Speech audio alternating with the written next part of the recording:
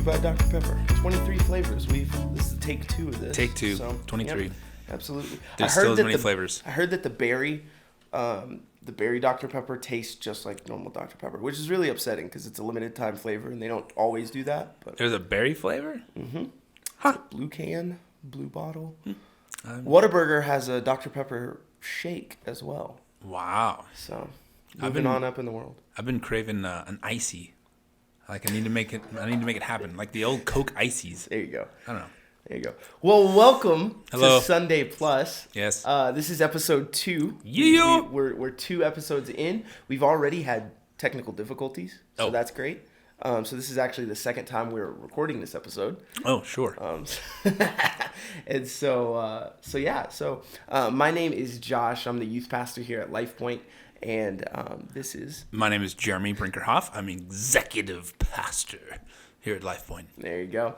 And we just wanted to continue to bring additional content outside of Sunday and Wednesday and different things to just be able to talk, to answer questions, to talk about messages, all of that good stuff. And so thank you so much for watching here on YouTube and Facebook or listening anywhere you can listen to things as well. So we're well on our way to 6 million subscribers. So thank you. Yes, absolutely. So anyway, you preached a few weeks back. So that was... I vaguely remember it.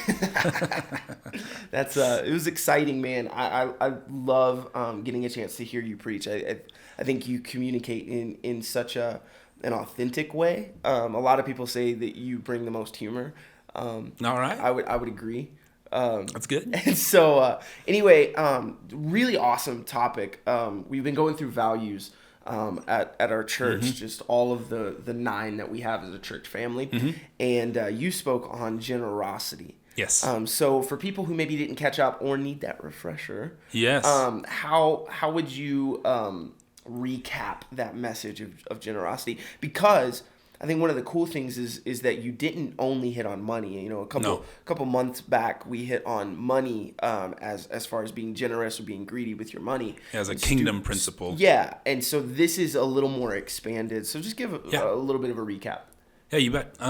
So one of the things that as I was looking and researching and really diving into generosity, there's so many things throughout God's word in the Old Testament, in the New Testament, that go far beyond just money. And money can be a really good indicator of where our heart is. But one of those aspects that I continued to find was how generous God has been with his love, with his mercy, and his loving kindness toward us as human beings. And really because, it comes out of his heart as just a generous God, but also this thing of like we were completely undeserving. So it's not even a lot of times we have that mentality of like I'll give to someone who's worthy of it or a cause that I believe in. But as we see through Scripture in so many of these areas, God's saying, Amen. I was merciful. I was rich toward you in love.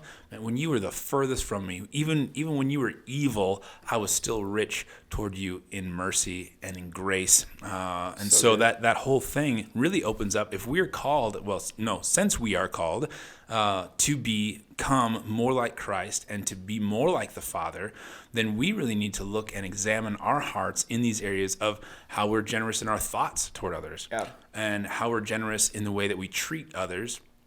And it goes far beyond just where our money's going. And one of the points that I made and touched on was just that we can be forced to give, and we can there are certain I don't know if they're denominations, cults.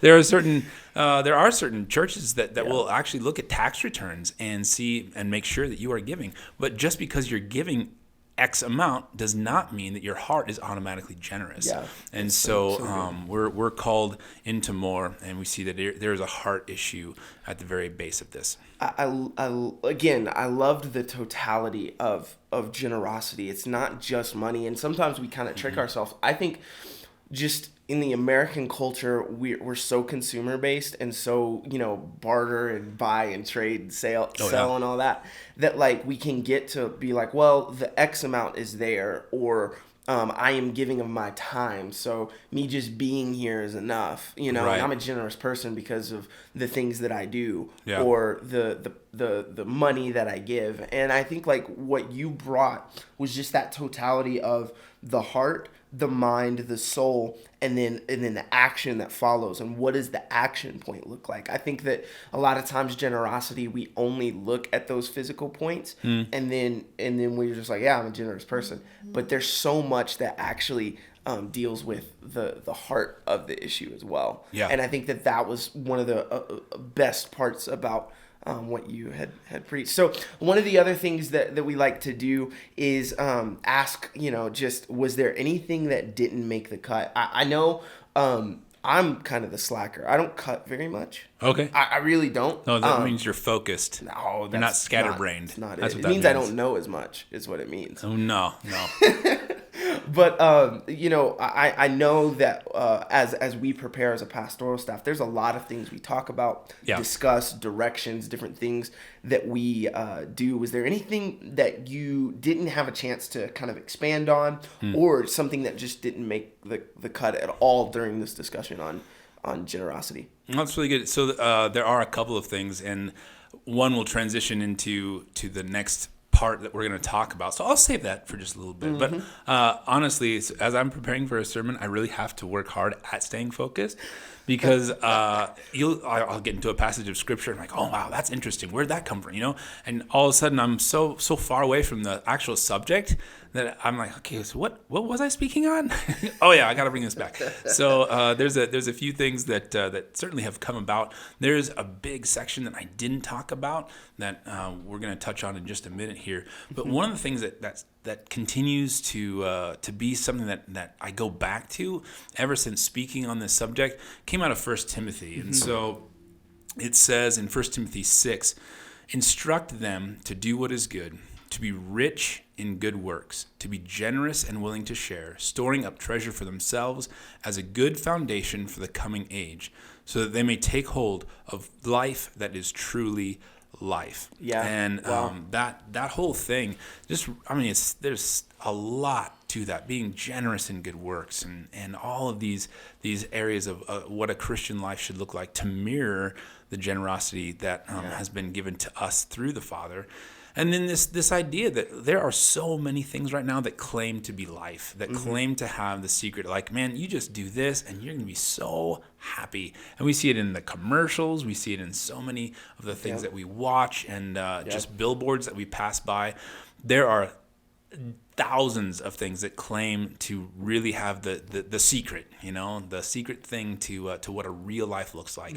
And then through this passage, we begin to have that veil pulled back, where God's saying, look, if you begin to exercise these principles in your life, man, you're going to find out what real life actually looks like. And you're building up a foundation, not for here, not for your own wealth, not for your own prosperity, not for your own kingdom here on earth, but you're now investing in our true home, which is in heaven, that is in the age to come. And then through that foundation that we're building through generosity and through our hearts being open and generous toward others, then we begin to discover the actual true life that's being offered through Jesus Christ. That's so good. And it actually does lead pretty well into the next message that we wanted to talk about today. Yeah. And that was, we had a guest speaker, Monty Sears, Pastor Monty, and Kelly from, is it Idaho? Yes. Arizona, Idaho, they kind of do everything. Yes. They're rock stars. They're everywhere. And so, man, he brought an incredible message. And I thought it was so cool.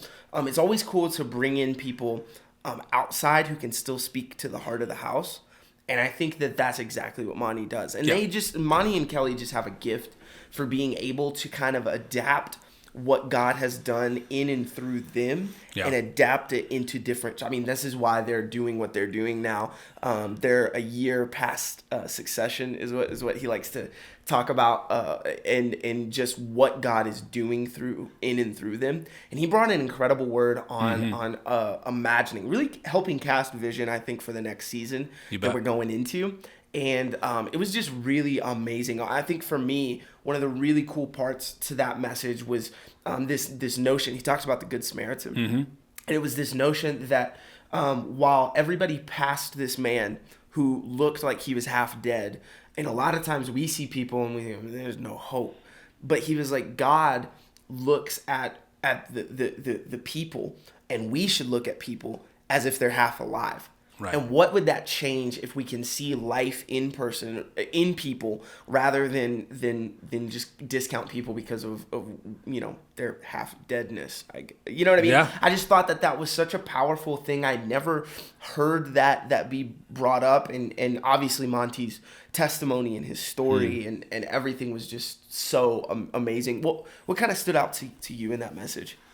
Yeah, and I think that was there were a couple of things. One was that I really wrestled as I was preparing this sermon. In one of our sermon planning sessions, Pastor Josh had brought up, hey, the Good Samaritan is such a huge example of generosity, and that whole parable really illustrates this. And so I kept coming back to it, but it just didn't feel right. I'm like, there's something definitely to that story, but it's not for me. And then to have Monty come up the next week and actually speak on the Good Samaritan, I'm like, okay, so God's at work here, and I didn't have to stress about it, and it did. It just brought in this whole thing of really how we are to be generous in these areas. And he wove this thread through that I thought was really good. And one thing in particular that I liked was sort of this idea of roles. So many times we as Christians, and especially those people in vocational ministry, will try to take on every single task. Yeah. And one of the things that he brought out was that at some point, the Good Samaritan actually turns over this guy's care and the things that he needed to the innkeeper. The inn was where he was going to be able to receive the level of care that he needed for the time that he needed it. And so the Good Samaritan actually sees like, hey, I'm not actually able to provide exactly what this guy needs on these areas. I can provide the resources so that he is taken care of and then be generous, but knowing sort of his limitations and passing him off to someone who could really care for him in a holistic manner, all those pieces tied together. And so being prayerful, being mindful of what our role is, and then really partnering with others to make sure that when we do find someone who is in a spiritual or physical state of needing help, that we get them the resources that are truly of most benefit to them, not just what's convenient for us. Yeah, absolutely. I was talking about it in the context of movement, which was one of our values, and we choose 4 in our youth ministry to really hone in on. And I was talking about how there was this thing I was reading about evangelism and reaching people, and it was like the quote, I'm going to butcher it, but it was basically that effective evangelism can't take place without true discipleship following it. And that really is what you're talking about, being able to have resources, being able to have the ability to walk with people past just the initial kind of, hey, let me tell you about Jesus, or let me help you in this situation, like to actually progress things and keep things moving forward, I think was such a huge thing. And man, it was so good to have him just speak into those things. I think one of the other cool things, just shameless plug, because he's my father-in-law, but also just because he doesn't get enough credit, I thought it was amazing. And you can't do it in-house. I feel like sometimes like you can't do it when it's me and you honoring Pastor Mike. Oh, it's I weird. hear you. But I loved that, he made them stand up. He really took the time to celebrate them and all that they've done, and I thought that was so cool because it doesn't happen nearly enough. Pastor Mike just is amazing in so many ways, and so often loves flying by the radar. Under the radar. He for does sure. not. I mean, you saw how red his face was when it was he stood awesome. up. It was the best. And so I thought even that was just a powerful time, was. together as a family. It was really cool to just see everybody rally together around that. And so, yeah, just really, really, really good stuff. And so we want to get into, because we do feel like this is important as well, and that is to answer questions. So make sure you still continue to text us at 928-260-2299. Yes, that is correct. Got it right. You got it. I'm terrible at phone numbers. Do you remember?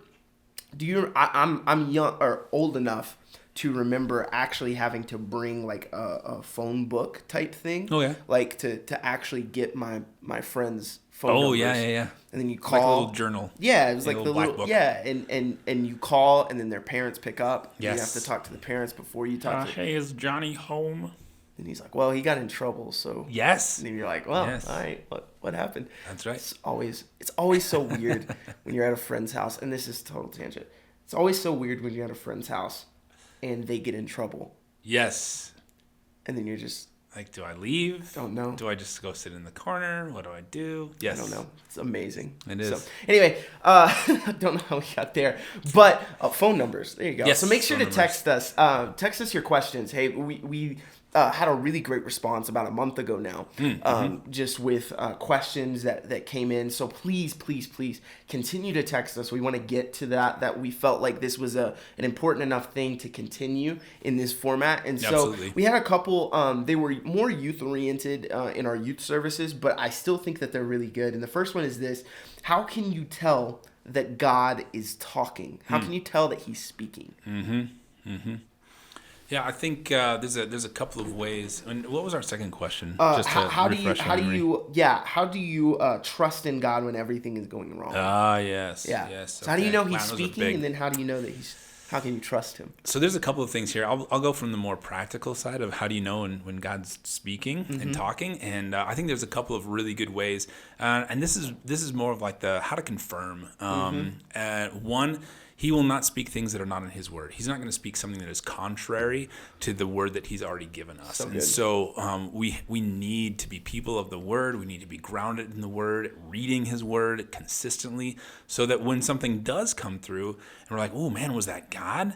Man, we'll right away know, okay, wait a second, that doesn't line up with his word. So automatically, man, I'm gonna throw that out. Or, well, yeah, actually it does line up with these things in his word, so I'm gonna explore that a little bit more. Yeah. So I think that's a great place to start. And then secondly, we're told in the Bible to seek wise counsel. And so when we are involved in community, when we have surrounded ourselves with people who we trust, who we know are also seeking God and want the best for our lives through him, and they're also seeking to please him and honor him, man, going to those people and saying, hey, you know what, I have this word, and I'm trying to discern whether or not this is for me for this time.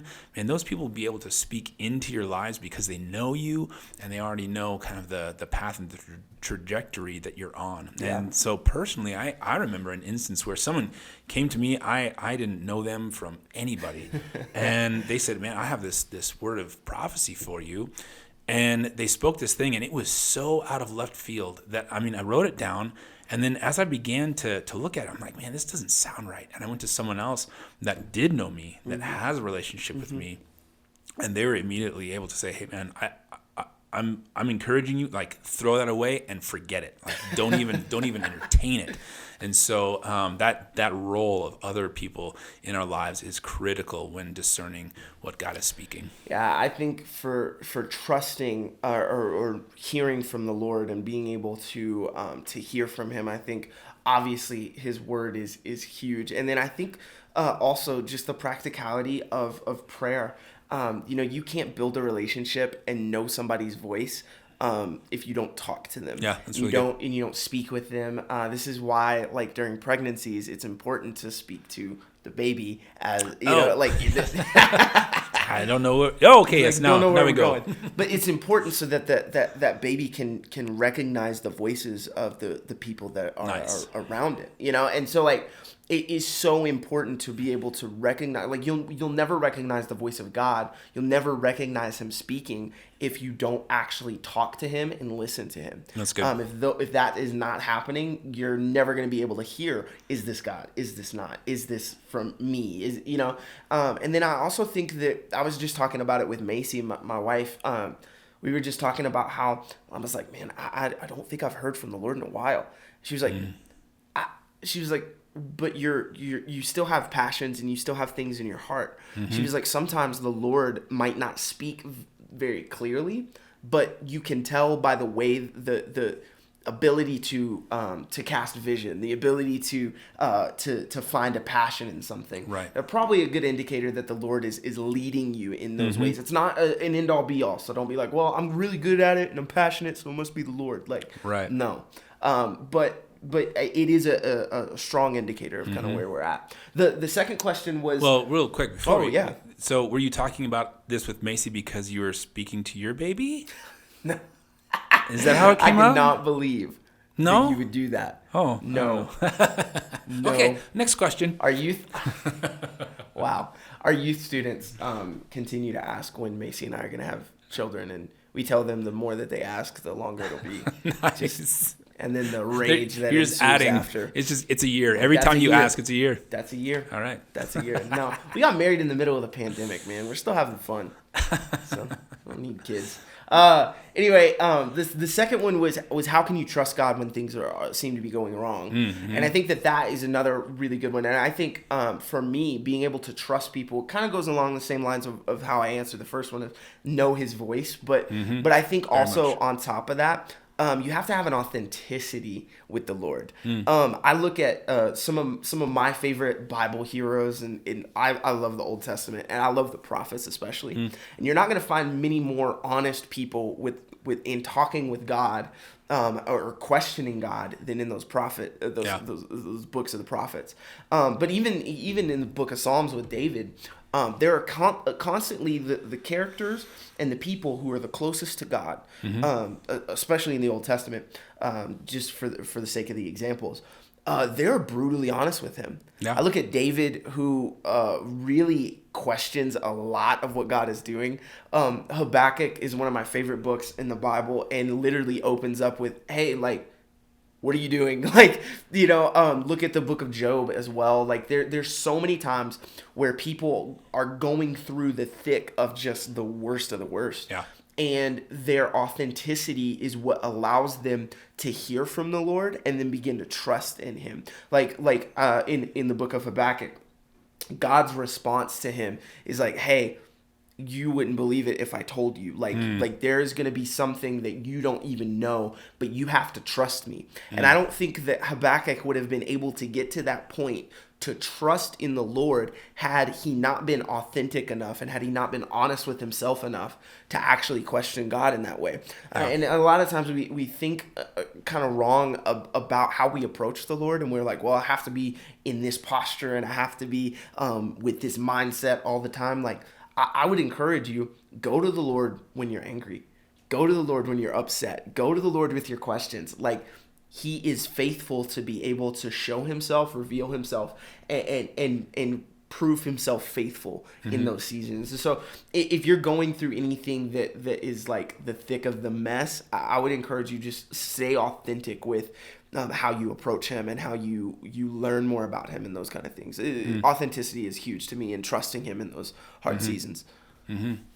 And for me personally, I think there's a lot that I've had to learn over the years of gratitude and maintaining gratitude and just really making it sort of a discipline. So in everyday things before the hard times, just making a point to look around and say, man, I am so grateful, God, for these things in my life. And then writing them down, and then writing down those seasons and really being like, when you're in the middle of something, like Josh is saying, these guys, they pour out and they're like, God, I need you. I don't understand. Like, my enemies are getting better and they're getting promoted and I'm low and all these things. And so pouring out those areas, but then there's always that resolution and that thing of remembering who God is. And a lot of times when we're going through a tough season in our lives as a family or as me just individually, to look back and say, oh, that's right. I had something similar. And this is how God saw me through. Being able to go back and say, yes, I know that He's with me. I know that He didn't abandon me because in the past He showed Himself faithful instead of just coming into this and like, oh no, now is the time he's gonna abandon me, is part of that whole thing of really being able to look beyond our circumstances and toward the creator who designed and has the whole picture in mind. So good. And you know, I also think, just again, shameless plug, if you are struggling with anything, man, hit us up. We have a prayer line on our app. You can actually straight up call the church via the app. Like, there's a lot of really cool things that you can get in contact with us. I mean, we want to be there. We want to help you. That's why we're here. You know what I mean? Is to just be here for you and to point you back and rally around you. And yeah, we love you guys. And we want to be able to be there when you need people around, you know? Yes. Part of the purpose of why we exist is that we're a family. And that's a huge piece to that. So with that being said, we're going to go ahead and close this episode. Thank you guys so much for watching, listening, however you're consuming this content. Man, we so appreciate it. We'll be back actually next week. Since the scheduling kind of went whack. So next week with another episode. Super excited about that. Make sure to follow us. If you don't, just follow us on Facebook or Instagram. You can also subscribe to us on our YouTube channel, or subscribe to our Spotify podcast or Apple Podcast if that's what you prefer. Nice. I like Spotify more. But that's just me.